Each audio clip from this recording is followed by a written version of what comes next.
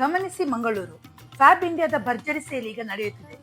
ಪುರುಷರು ಮತ್ತು ಮಹಿಳೆಯರಿಗಾಗಿ ಲಭ್ಯವಿರುವ ಪ್ರೀಮಿಯಂ ಎಥ್ನಿಕ್ ಉಡುಪುಗಳ ಮೇಲೆ 50% ವರೆಗೆ ಭಾರಿ ರಿಯಾಯಿತಿ.